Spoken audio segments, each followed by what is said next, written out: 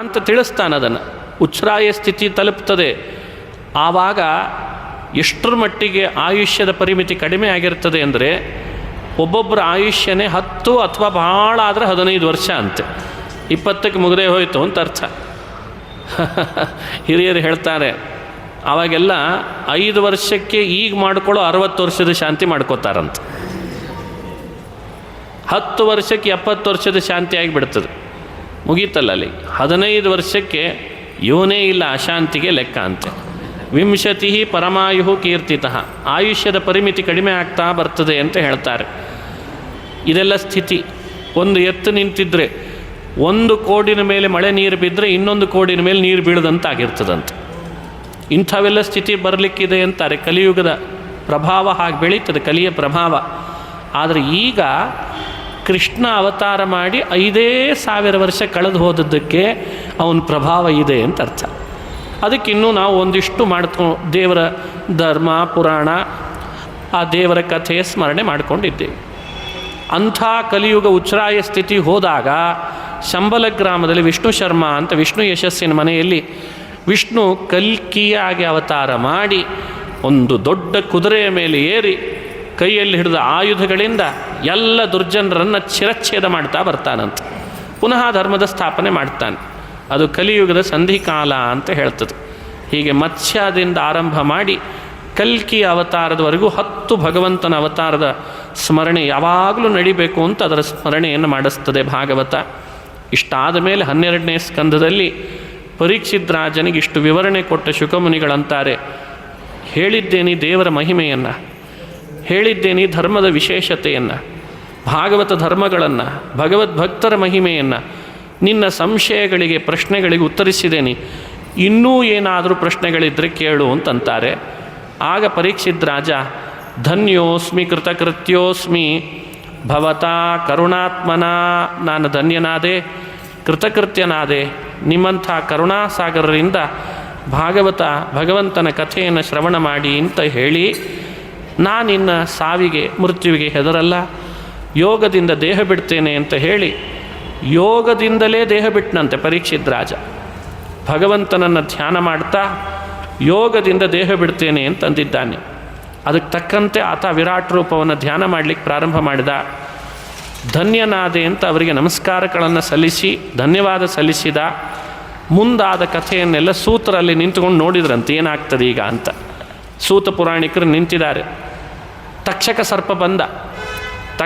ಸರ್ಪ ಬಂದು ಈ ಪರೀಕ್ಷಿತನಿಗೆ ಕಚ್ಚಬೇಕು ಅಂತಂದಾಗ ಶಾಪ ಬಂದದ್ದಕ್ಕೆ ಆ ಪರೀಕ್ಷಿತ್ ರಾಜ ಯೋಗದಿಂದ ದೇಹ ಬಿಟ್ಟು ಮೇಲೆ ನಿಂತಿದ್ದಂತಾಗಲೇ.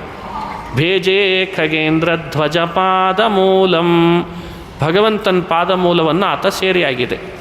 ಇದು ಭಾಗವತದ ಪ್ರಭಾವ ಅಂತ ಹೇಳ್ತಾರೆ. ಯಾರು ಭಾಗವತವನ್ನು ಶ್ರದ್ಧೆಯಿಂದ ಶ್ರವಣ ಮಾಡ್ತಾರೆ, ಹೇಳ್ತಾರೆ, ಕೇಳ್ತಾರೆ, ಕೇಳುವ ಆಯೋಜನೆ ಮಾಡ್ತಾರೆ, ಅವರಿಗೆ ಭಗವಂತ ತನ್ನ ಪಾದಮೂಲವನ್ನು ನೀಡ್ತಾನೆ ಅನ್ನಲಿಕ್ಕೆ ಪರೀಕ್ಷಿತನ ಈ ಚರಿತ್ರೆಯನ್ನು ತಿಳಿಸಿದ್ದಾರೆ. ಇಷ್ಟನ್ನೇ ಸೂತ ಪುರಾಣಿಕರು ಆ ಶುಕಮುನಿಗಳಿಗೆ, ಪರೀಕ್ಷಿತ್ ರಾಜ ಶುಕಮುನಿಗಳ ಸಂವಾದದಲ್ಲಿ ಮೂಡಿ ಬಂದದ್ದನ್ನು ಹೇಳಿದಂತೆ ಶೌನಕರಿಗೆ ಸೂತ ಪುರಾಣಿಕರು ನೈಮಿಷಾರಣ್ಯದಲ್ಲಿ ಇದನ್ನು ಬೋಧಿಸಿ, ಉಪಚಿತ ನವಶಕ್ತಿಭಿಸ್ವಾತ್ಮನ್ಯುಪರಚಿತ ಸ್ಥಿರಜಂಗಮ ಪಾಲನಾಯ ಭಗವತ ಉಪಲಬ್ಧಿ ಮಾತ್ರ ಧಾಮ್ನೆ ಸುರಋಷಭಾಯ ನಮಃ ಸನಾತನಾಯ. ಭಗವಂತನೇ ನಿಂತು ನುಡಿಸಿದ್ದಾನಾದ ಕಾರಣ ಆ ಪರಮಾತ್ಮನಿಗೆ ಇದನ್ನು ಸಮರ್ಪಣೆ ಮಾಡ್ತೇನೆ ಅಂತ ಸೂತ ಪುರಾಣಿಕರು ದೇವರ ಪಾದಾರವಿಂದಗಳಲ್ಲಿ ಇದನ್ನು ಸಮರ್ಪಣೆ ಮಾಡಿದ್ದಾರೆ. ಆ ಭಾಗವತ ನಾಮ ಸಂಕೀರ್ತನಂ ಯಸ್ಯ ಸರ್ವಪಾಪ ಪ್ರಣಾಶನಂ ಪ್ರಣಾಮೋ ದುಃಖ ಶಮನಃ ತಂ ನಮಾಮಿ ಅಂತ ತಿಳಿಸಿದಂತೆ ಭಗವಂತನಿಗೆ ನಾವೆಲ್ಲರೂ ಕೃತಜ್ಞರಾಗಿರಬೇಕು. ನಮಸ್ಕಾರ ಮಾಡಿ ಅವನಿಗೆ ಕೃತಜ್ಞರಾಗಿರಬೇಕಷ್ಟೇ, ಬೇರೆ ಏನಿಲ್ಲ ಇಲ್ಲಿ ನಮ್ಮದು ಅಂತಂತಾರೆ.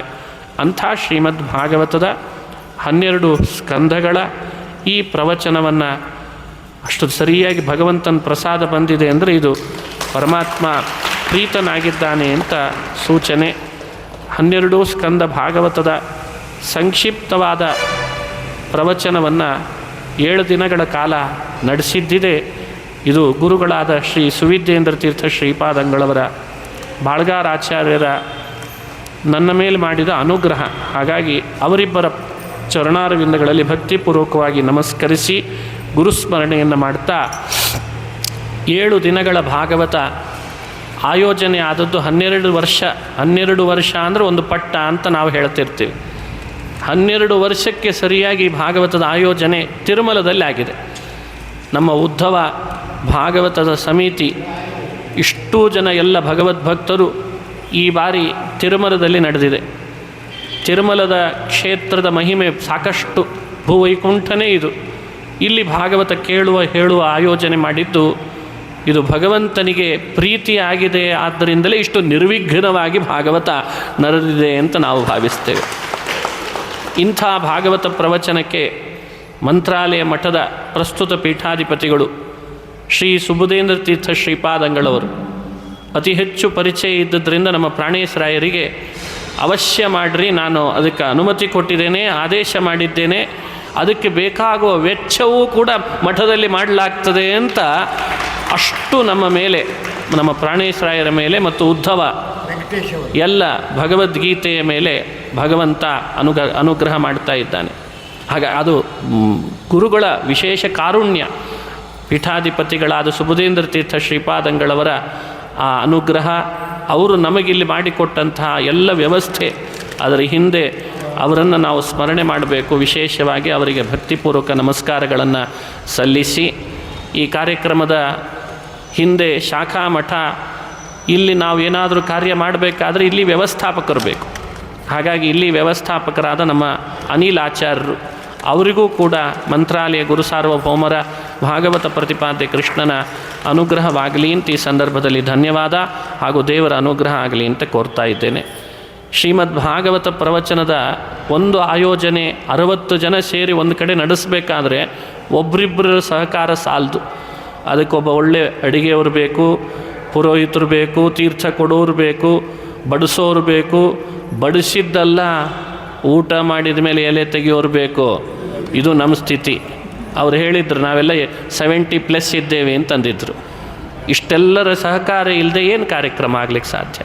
ಹಾಗಾಗಿ 60 ಜನಗಳಿಗೆ ನಮಗೆಲ್ಲ ತೀರ್ಥ ಪ್ರಸಾದದ ವ್ಯವಸ್ಥೆ ಮಾಡಿದ ಆ ಹಿಂದೆ ಯಾರು ಪಾಚಕರಿದ್ದಾರೆ ಅವರ ಕುಟುಂಬ ಸದಸ್ಯರಿಗೂ ಕೂಡ ಭಗವಂತ ಅನುಗ್ರಹ ಮಾಡಲಿ ಅಂತ ಕೇಳ್ತೀನಿ. ಈ ಶಾಖಾ ಮಠದಲ್ಲಿ ವಿಶೇಷ ದಿನನಿತ್ಯ ರಾಯರನ್ನು ಪೂಜಿಸಿ ನಮಗೋಸ್ಕರ ಅಂತ ಪಾದೋದಕ, ಪಂಚಾಮೃತ, ರಥೋತ್ಸವ ಎಲ್ಲ ಸೇವೆಯಲ್ಲೂ ಅನುವು ಮಾಡಿಕೊಟ್ಟ ಅರ್ಚಕರಿಬ್ಬರಿಗೂ ಕೂಡ ಆ ಭಗವಂತ ರಾಯರ ಅನುಗ್ರಹ ಆಗಲಿ ಧನ್ಯವಾದಗಳನ್ನು ತಿಳಿಸ್ತಾ ಇದ್ದೇವೆ. ಇನ್ನಿತರ ಸಿಬ್ಬಂದಿ ಶಾಖಾ ಮಠದಲ್ಲಿ ಯಾರೆಲ್ಲ ಕೈಜೋಡಿಸಿ ನಮಗೆ ಅನುಕೂಲ ಮಾಡಿಕೊಟ್ಟಿದ್ದಾರೆ ಅವರಿಗೆಲ್ಲರಿಗೂ ಧನ್ಯವಾದಗಳನ್ನು ಈ ಸಂದರ್ಭದಲ್ಲಿ ತಿಳಿಸ್ತಾ ಇದ್ದೇವೆ. ಇಂಥ ಈ ಅಭೂತಪೂರ್ವವಾದ ಕಾರ್ಯಕ್ರಮ, ಇಲ್ಲಿ ಆಡಂಬರ ಇಲ್ಲ, ಇಲ್ಲಿ ಸ್ವಾರ್ಥ ಅಲ್ಲ, ಇಲ್ಲೇನಿದ್ರೂ ಪರಮಾರ್ಥ. ಈ ಕಾರ್ಯದೊಳಗೆ ದೇವರು ಪ್ರೀತನಾಗಲಿ ಅನ್ನೋ ಉದ್ದೇಶದಿಂದ ನೀವು ಭಾಗವಹಿಸಲಿಕ್ಕೆ ಏನು ಉದ್ಧವ ಭಾಗವತ ಸಂಘದ ಸಮಿತಿಯ ಸದಸ್ಯರಾಗಿ ಯಾರೆಲ್ಲ ಕುಟುಂಬದ ಸದಸ್ಯರು ಇಲ್ಲಿ ಬಂದಿದ್ದೀರಿ ಅಥವಾ ಪರೋಕ್ಷ ಪ್ರತ್ಯಕ್ಷ ಇದಕ್ಕೆ ಕೈ ಜೋಡಿಸಿದಿರಿ, ಆ ಎಲ್ಲರಿಗೂ ಭಾಗವತ ಪ್ರತಿಪಾದ್ಯನಾದ ಕೃಷ್ಣ ಕ್ಷೇಮ, ಸ್ಥೈರ್ಯ, ವಿಜಯ, ವೀರ್ಯ, ಆಯುರ, ಆರೋಗ್ಯವನ್ನು, ಐಶ್ವರ್ಯವನ್ನು ಅಭಿವೃದ್ಧಿ ಮಾಡಲಿ, ಜ್ಞಾನ, ಭಕ್ತಿ, ವೈರಾಗ್ಯವನ್ನು ಮತ್ತಷ್ಟು ಕೊಡಲಿ ಅಂತ ಈ ಸಂದರ್ಭದಲ್ಲಿ ಪ್ರಾರ್ಥನೆಯನ್ನು ಮಾಡ್ತಾ ಇದ್ದೇನೆ. ಇಂಥ ಕಾರ್ಯಕ್ಕೆ ನನ್ನನ್ನು 5 ತಿಂಗಳು ಪೂರ್ವದಲ್ಲೇ ನಮ್ಮ ಪ್ರಾಣೇಶರಾಯರು ಕಾಂಟ್ಯಾಕ್ಟ್ ಮಾಡಿದರು. ಮಧ್ಯದಲ್ಲಿ ಒಂದೊಂದು ತಿಂಗಳಿಗೂ ಫೋನ್ ಮಾಡ್ತಿದ್ರು, ನಿಮಗೆ ತೊಂದರೆ ಕೊಡ್ತಿದ್ದೇನೆ, ನನಗೆ ತೊಂದರೆ ಕೊಡ್ತಿಲ್ಲ ಅಂತ ನಾನು ಕೊಡ್ತಿದ್ದೇನೆ ಅಂತ ಅವರು. ಅಷ್ಟು ಅವರಿಗೆ ಆ ಕಾರ್ಯದೊಳಗೆ ಮತ್ತೆಲ್ಲಿ ಆಚಾರ್ಯರು ಬೇರೆ ಕಡೆ ಪುರಾಣ ಒಪ್ಕೊಳ್ಳೋಣ, ನಮ್ಮ ಡೇಟಿಗೆ ಅಲಭ್ಯರಾಗೋಣ ಅಂತ ಆ ಅಭಿಪ್ರಾಯದಿಂದ, ಅಭಿಮಾನದಿಂದ ನಾನು ನಿನ್ನೆನೇ ನೆನಪಿಸ್ಕೊಂಡೆ. ಅವರು ಮಂತ್ರಾಲಯದ ಶಾಖೆಯಲ್ಲಿ ಕೆಲಸ ಮಾಡುವಾಗ ನಂದೊಂದು ಅಕೌಂಟನ್ನು ಕೂಡ ಅವರೇ ಸರಿಪಡಿಸಿಕೊಟ್ಟಿದ್ದು ಅಂತ ನಾನು ಅವ್ರು ನೆನಪಿಸ್ಕೊಂಡೆ. ಅವ್ರಿಗೆ ನೆನಪಿರಲಿಕ್ಕಿಲ್ಲ, ನಾನು ಆವಾಗ ವಿದ್ಯಾರ್ಥಿಯಾಗಿದ್ದೆ ಮಂತ್ರಾಲಯದೊಳಗೆ. ಪೂಜ್ಯ ಶ್ರೀಪಾದಂಗಳವರು ಅಂದರೆ ಸುವಿದ್ಯೇಂದ್ರ ತೀರ್ಥ ಶ್ರೀಗಳ ಹತ್ರ ಸುಧಾ ಪಾಠ ಮಾಡಿಸ್ಕೊಳ್ಳುವಾಗ ಅವರು ಆ ಶಾಖಾ ಮಠದಲ್ಲಿ ಬಂದಿದ್ದರು. SBI ಬ್ಯಾಂಕಿನಲ್ಲಿ ಅನುಕೂಲ ಮಾಡಿಕೊಟ್ಟವರು ಅಂತ ನೆನಪಿಸ್ಕೊಂಡೆ. ಬಹಳ ಸಹೃದಯಿಗಳು, ಅಭಿಮಾನ ಅವರಿಗೆ. ಇಂಥ ಕಾರ್ಯಕ್ರಮ ಮಾಡಬೇಕು ಅಂತಂದರೆ ವಿದ್ವಾಂಸರನ್ನು ಕರೆಸಬೇಕು, ಜನಗಳನ್ನು ಸಹಗೊಳಿಸಬೇಕು ಅಂತ. ಈ ವಯಸ್ಸಿನಲ್ಲಿ ಈ ಅಭಿಮಾನ ಇವತ್ತಿನ ಯುವಕರಲ್ಲಿಲ್ಲ ಅನ್ನೋ ದುಃಖವೂ ಅವರಿಗಿದೆ ನಿಜವಾಗಲೂ.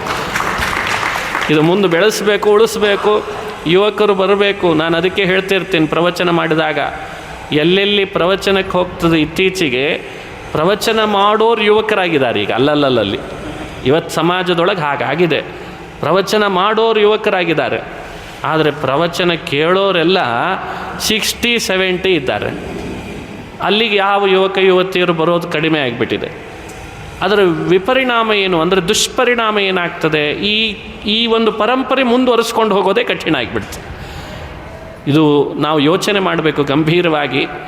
ಅವರು ಅಂತಿದ್ರು, ಇಲ್ಲ ಈ ಭಾಗವತ ಸಂಘದ ಈ ಸಂಘ ಸಂಸ್ಥೆ ಇದು ಇರಲಿ, ಇನ್ಯಾರಾದರೂ ಯುವಕರು ಬಂದು ಮಾಡಿಕೊಂಡ್ರೆ ಅದನ್ನು ಮಾಡಿಬಿಡೋಣ ಆಚಾರ್ಯ, ಅದು ಮುಂದೆ ಅದು ನಡೆಸ್ಕೊಂಡು ಹೋಗಲಿ ಅನ್ನೋ ಆಸೆ ಅವರು ಪಟ್ಟಿದ್ದಾರೆ. ಅದು ದೇವರೇ ಈಡೇರಿಸಲಿ. ಯಾರೆಲ್ಲ ಇಲ್ಲಿ ಬಂದಿದ್ದೀರಿ, ನಿಮ್ಮ ಮಕ್ಕಳನ್ನು, ನಿಮ್ಮ ಸೊಸೆಯಂದ್ರನ್ನು ಇಂಥ ಒಂದು ಸಾಮಾಜಿಕ, ಇಂಥ ಒಂದು ಧಾರ್ಮಿಕ ಆಧ್ಯಾತ್ಮಿಕ ಕಾರ್ಯದೊಳಗೆ ಅವರನ್ನೂ ಒಂದು ಪ್ರೇರಣೆ ಮಾಡಿ ಸೇರಿಸೋ ಹಾಗಾಗಲಿ ಅಂತ ನಾನು ಒಂದು ಕಿವಿ ಮಾತನ್ನು ತಮಗೂ ತಿಳಿಸಿ, ಪ್ರಾಣೇಶ್ವರಾಯರ ಕುಟುಂಬದ ಸದಸ್ಯರೆಲ್ಲರಿಗೂ, ಉದ್ಧವ ಭಾಗವತ ಸತ್ಸಂಗದ ಸಮಿತಿಯ ಎಲ್ಲ ಸದಸ್ಯರಿಗೂ ಕೂಡ ಭಾಗವತ ಪ್ರತಿಪಾದ್ಯನಾದ ಭಗವಂತ ಇತೋಪ್ಯತಿಶಯವಾಗಿ ಅನುಗ್ರಹಿಸಲಿ ಅಂತ ಪ್ರಾರ್ಥನೆಯನ್ನು ಮತ್ತೊಮ್ಮೆ ಮಾಡ್ತಾ, ಬೆಳಗ್ಗೆ ಪ್ರವಚನ ಹೇಳಬೇಕು, ಸಾಯಂಕಾಲ ಕೆಳಗೆ ಹೋಗಬೇಕು ಬೆಟ್ಟದಿಂದ, ಮತ್ತೆ ಮೇಲೆ ಬರಬೇಕು, ಮತ್ತೆ ಕೆಳಗೆ ಹೋಗಬೇಕು. ಇಷ್ಟರ ಮಧ್ಯದೊಳಗೆ ಒಂದು ದಿವಸವೂ ಒಂದು ವಿಘ್ನವೂ ಬರದಂತೆ ಇಲ್ಲಿ ಭಾಗವತ ನಡೆಸಿಕೊಟ್ಟಿದ್ದಾನೆ ಅಂದರೆ ಅದು ಮುಖ್ಯ ಪ್ರಾಣನೇ ಮಾಡಿಸ್ತಾನೆ ಅಂತ ನಾನು ಭಾವಿಸ್ತೇನೆ. ಮೇಲೂ ಬರಬೇಕು, ಕೆಳಗೆ ಹೋಗಬೇಕು, ಮತ್ತೆ ಹೇಳಬೇಕು, ಮತ್ತೆ ಕೆಳಗೆ ಹೋಗಬೇಕು. ಯಾರು ಮಾಡಿಸ್ತಾರೆ ಒಳಗಡೆಯಿಂದ? ಆ ಒಳಗಿರುವ ತತ್ವಾಭಿಮಾನಿ ದೇವತೆಗಳು, ಒಳಗಿರುವ ಮುಖ್ಯ ಪ್ರಾಣ ಅವ ಮಾಡಿಸ್ತಾನೆ. ಹೆಸರೆಲ್ಲ ನಮಗೆ ಕೊಡ್ತಿರ್ತಾನಷ್ಟೆ. ಹಾಗಾಗಿ ನಾನು ಭಾಗವತ ಹೇಳಿದ್ದೇನೆ ಅನ್ನೋದು ಅಲ್ಲ, ಒಳಗಿನ ತತ್ವಾಭಿಮಾನಿ ದೇವತೆಗಳು ಮುಖ್ಯ ಪ್ರಾಣ ಮಾಡಿಸಿರ್ತಾನೆ. ಅವರನ್ನು ಹಿತೋಪ್ಯತಿಶಯವಾಗಿ ನಾವು ಮುಂದೇನೇ ನಡೆಸಬೇಕು ಅಂದರೂ ಅವರಿಂದ ನಡೆಯೋದು, ಅವರೇ ಮಾಡಿಸೋದು ಅನ್ನೋದು ಭಾವ. ನಾಹಂಕರ್ತ ಹರಿಕರ್ತ ತತ್ಪೂಜಾ ಕರ್ಮಚಾಖಿಲಂ ತಥಾಪಿ ಮತ್ಕೃತ ಪೂಜಾ ತತ್ಪ್ರಸಾದೇನ ನಾಣ್ಯಥ. ಇದು ಯಾವುದು ನನ್ನದಲ್ಲ ಅನ್ನೋ ಭಾವವೇ ಬಹಳ ಮುಖ್ಯವಾದದ್ದು. ಇದು ಎಲ್ಲವೂ ಭಗವಂತ, ಮುಖ್ಯ ಪ್ರಾಣ, ತತ್ವಾಭಿಮಾನಿಗಳು ಮಾಡಿಸ್ತಾರೆ ಅನ್ನೋದು ಮುಖ್ಯ. ಹಾಗಾಗಿ ತಿರುಮಲದಂಥ ಭೂವೈಕುಂಠ ಕ್ಷೇತ್ರದಲ್ಲಿ ಈ ಕಾರ್ಯ ನಮ್ಮಿಂದಲೂ ಮಾಡಿಸಿ ನಮಗಿಷ್ಟು ಉಪಕಾರ ಮಾಡಿ ತತ್ವ ಬೋಧ ಜ್ಞಾನ ವೃದ್ಧಿ ಮಾಡಿಸ್ಬೇಕು ಅಂತ ಮಾಡಿದ್ದಾರಾದ್ದರಿಂದ ಎಲ್ಲ ತತ್ವಾಭಿಮಾನಿ ದೇವತೆಗಳನ್ನು, ಮುಖ್ಯ ಪ್ರಾಣನನ್ನು ಹಾಗೂ ಸನ್ನಿಹಿತರಾದಂಥ ಮಂತ್ರಾಲಯ ಗುರು ಸಾರ್ವಭೌಮರನ್ನು ಭಕ್ತಿಪೂರ್ವಕವಾಗಿ ನಮಸ್ಕರಿಸೋಣ. ಇವರೆಲ್ಲರನ್ನು ಪ್ರೇರೇಪಣೆ ಮಾಡುವ ನಿಮ್ಮೆಲ್ಲರ ಹೃದಯರ ಅಂತರ್ಯಾಮಿಯಾದ ಆ ಬಿಂಬರೂಪಿ ಭಗವಂತ ರಾಮ, ಕೃಷ್ಣ, ವೇದವ್ಯಾಸ, ಹಯಗ್ರೀವಾದಿ ರೂಪನಾಗಿದ್ದಾನೆ. ಅವನನ್ನು ಭಕ್ತಿಪೂರ್ವಕವಾಗಿ ಈ ಸಂದರ್ಭದಲ್ಲಿ ನಮಸ್ಕರಿಸಿ, ಮುಂದಿನ ಭಾಗವತ ಮುಂದೆ 13ನೇ ವರ್ಷ, ಒಂದು ಪಟ್ಟ ಈಗಾಗಿದೆ, ಒಂದು ಹೊಸ ಪಟ್ಟ ಮುಂದೆ ಪ್ರಾರಂಭ. ಅಂದರೆ 12 ವರ್ಷ ಆಗಬೇಕದು. ಅದು ಆಗಲಿಕ್ಕಿದೆ. ಅದಕ್ಕೂ ಕೂಡ ಭಗವಂತ ಅನುಗ್ರಹ ಮಾಡಲಿ. ಈಗಿನ್ನೂ ನಿಶ್ಚಯ ಮಾಡಿಕೊಂಡಿಲ್ಲ. ಒಮ್ಮೆ ತಿರುವನಂತಪುರ ಅಂತಿದೆ, ಒಮ್ಮೆ ಶ್ರೀರಂಗ ಅಂತಿದೆ, ಬೇರೆ ಬೇರೆ ಕಡೆಯಲ್ಲಿ ಮಾಡಲಿ. ನೀವೆಲ್ಲರೂ ಅಲ್ಲಿ ಭಾಗವಹಿಸೋ ಹಾಗಾಗಲಿ. ಪ್ರತಿ ಕ್ಷೇತ್ರಗಳಲ್ಲಿ ನಡೆಯುವಾಗಲೂ ಪೌರೋಹಿತ್ಯದ ಕಾರ್ಯವನ್ನು ವಹಿಸಿಕೊಂಡವರು ನಮ್ಮ ಆಚಾರ್ಯರು, ಅವರು ಕೂಡ ಬಂದಿದ್ದಾರೆ. ನಮಗೆ ಅತ್ಯಂತ ಇವರು ನಮ್ಮ ಸರ್ ಜಯಸಿಂಹಾಚಾರ್ಯ ಆಪ್ತರು, ಅವರು ಬಂದಿದ್ದಾರೆ. ಅವರಿಗೂ ಭಗವಂತ ಆಯುರಾರೋಗ್ಯ ಐಶ್ವರ್ಯವನ್ನು ಕೊಟ್ಟು ಅವರು ಮತ್ತೆ ಮುಂದಿನ ಎಲ್ಲಿ ಭಾಗವತ ನಡೀತದೆ ಅಲ್ಲಿ ಅವರ ಸಹಕಾರ ಇರಲಿ ಅಂತ ಅವರನ್ನು ಈ ಸಂದರ್ಭದೊಳಗೆ ಅಭಿನಂದಿಸಿ, ನೀವೆಲ್ಲ ಇದೇ ಉತ್ಸಾಹದಿಂದ ಮುಂದಿನ ಕ್ಷೇತ್ರದಲ್ಲಿಯೂ ಬರಬೇಕು. ಆದರೆ ಒಂದು ಹೇಳಿರ್ತೀನಿ, ಆಚಾರ ಬದಲಾಗಿರ್ತಾರೆ ಅಂತ ಈ ಬಾರಿ ಹೇಳಿದ ಆಚಾರನ ಮರಿಬೇಡ್ರಿ ಅಂತ ಇಷ್ಟು ಹೇಳಿರ್ತೇನೆ ಅಷ್ಟೇ.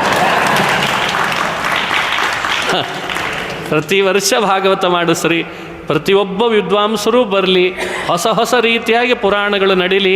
ಅದರಿಂದ ವಿದ್ವಾಂಸರು ನೀವು ಭಗವಂತನ ಕಥೆಯಲ್ಲಿ ವಿಹರಿಸುವ ಹಾಗಾಗಲಿ ಅಂತ ನಾನು ಇಚ್ಛೆ ಪಡ್ತೇನೆ ಈ ಸಂದರ್ಭದೊಳಗೆ.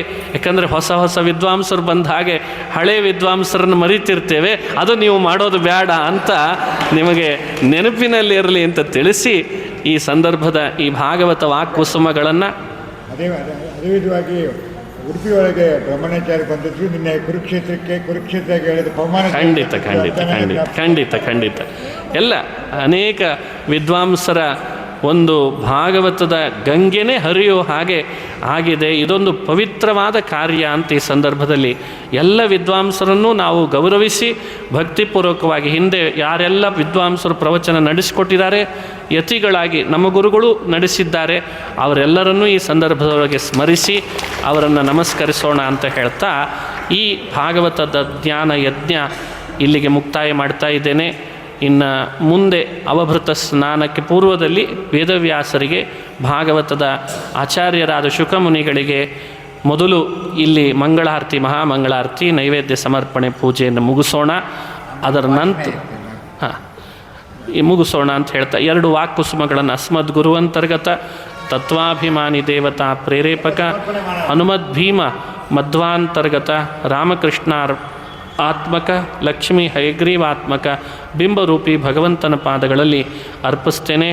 ಶ್ರೀಕೃಷ್ಣಾರ್ಪಣಮಸ್ತು. ಹರಯೇ ನಮಃ ಹರಯೇ ನಮಃ ಹರಯೇ ನಮಃ. ಯತ್ಕರೋಷಿ ಯದಶ್ನಾಸಿ ಯಜ್ಜುಹೋಸಿ ದದಾಸಿ ಯತ್ ತಪಸ್ಯಸಿ ಕೌಂತೆಯ ತತ್ಕುರುಷ್ವ ಮದರ್ಪಣಂ.